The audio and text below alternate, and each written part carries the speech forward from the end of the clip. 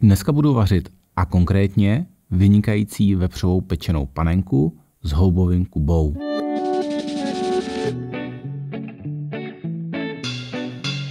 Ahoj, já jsem Kubíček a můžeme jít na to, tedy myslím na vaření.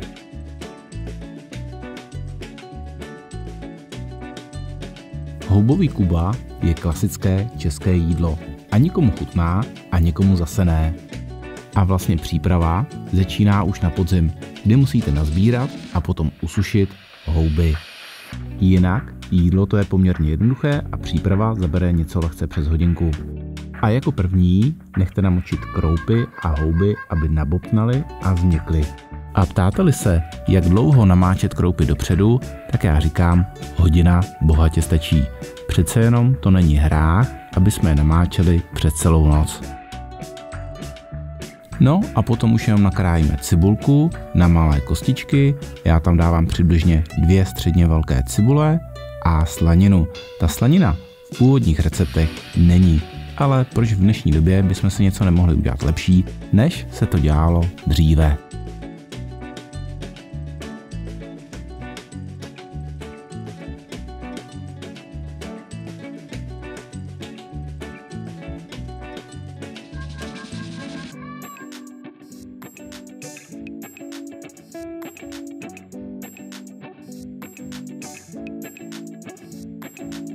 No, paráda, slaninu a cibulku už mám pokrájenou a můžeme jít restovat.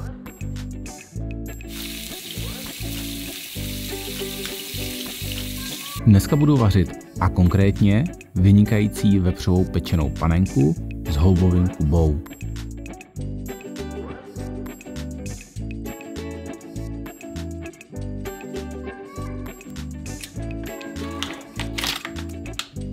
Takže já dneska budu restovat na sádle, protože sádlo k houbovému kubovi perfektně patří a dá tomu vynikající chuť.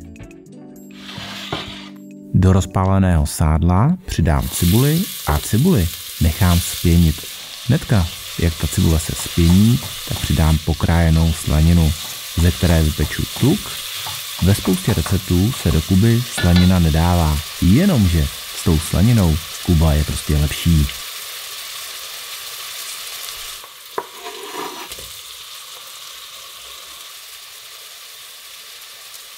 A hnedka, jak slaninka pustí tuk a cibulka začne lehce zlátnout, tak přidám kmín.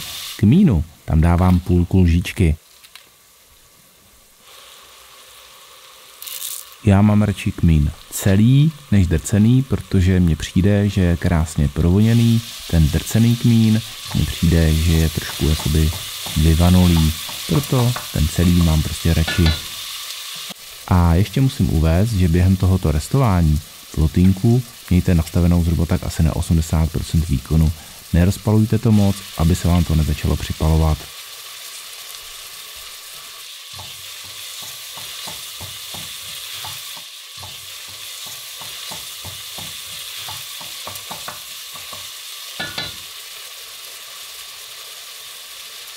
Z nabobtnalých hub sleju vodu a houby přidám do základu. Houby chviličku orestuji, aby prostě měly lepší chuť. A to samé udělám s kroupami. To znamená, sleju vodu z krup a kroupy taky orestuji.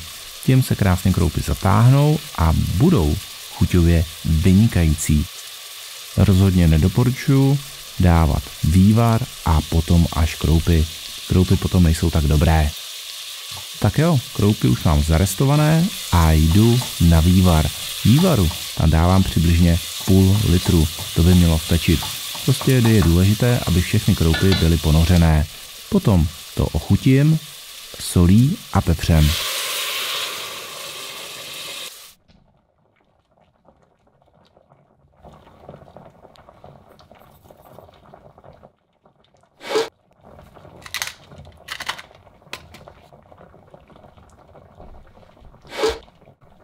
A nakonec přidám majoránku, které tam dávám půlku lžice. A kubu vařím tak dlouho, dokud kroupy nezměknou. Samozřejmě v průběhu vaření občas jídlo zkontrolujte, jestli se vám nevyvařila nebo nevsákla veškerá voda s vývarem a případně podle potřeby dolíte.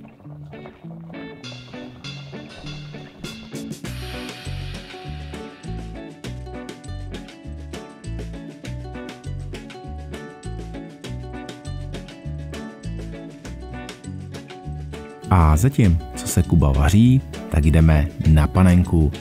Z panenky můžete oříznout takhle ty přebytečné blány nebo tuky, ale já si myslím, že to je velice velká zbytečnost, protože v těch tucích se skrývají nejlepší chutě na mase, takže já to prostě nedělám. Panenku důkladně osuším a okořením. Na panenku stačí jenom sůl a pepř, nic jiného, to je prostě základ. Panenku ještě lehce poliju olejem a sůl a pepř s olejem do masa pořádně zapracuji.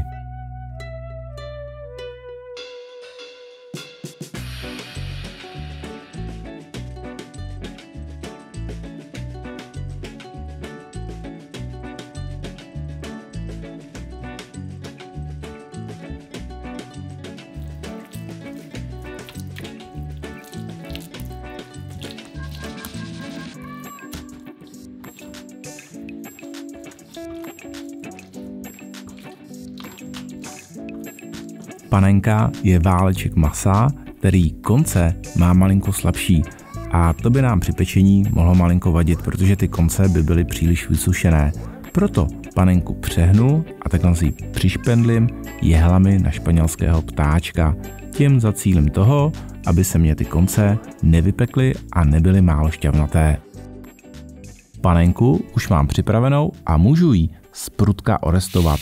Důležité je, tu panenku často obracejte, ať se vám koření na té panence nepřipálí. A taky tím obracením se vám neskroutí.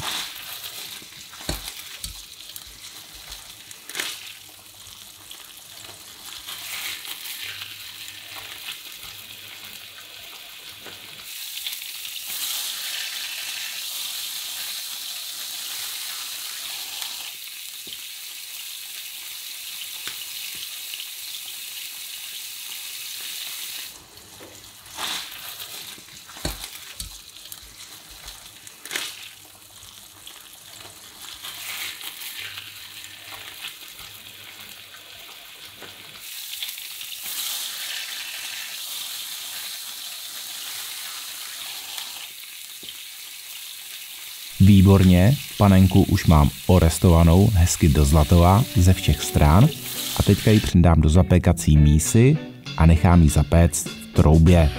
A výpekem z pánvičky panenku takhle poliju. Aby panenka při pečení ještě nevyschla, tak přidám malinko másla.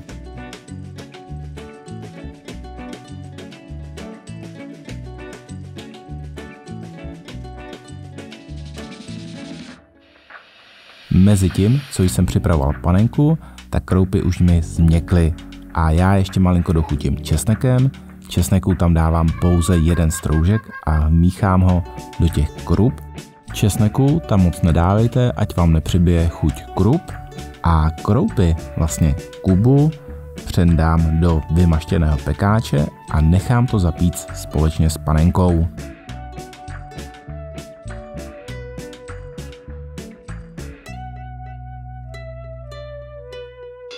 No a panenku a Kubu nechám zapéct v rozpálené troubě, kterou mám vyhřátou na 180 stupňů. Peču to zhruba asi tak 10 až 15 minut, podle toho, jak trouba peče. Po 10, respektive 15 minutách panenku vytáhnu a na chvilku ji nechám ještě odležet. Přikryju ji alobalem, aby nevychladla.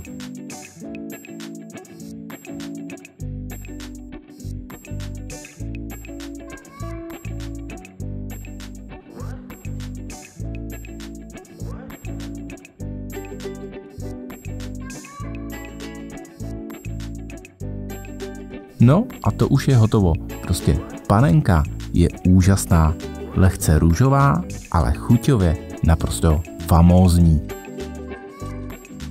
Přátelé, já se s vámi loučím, Dneska mám vynikající oběd a někdy jindy zase uvaření.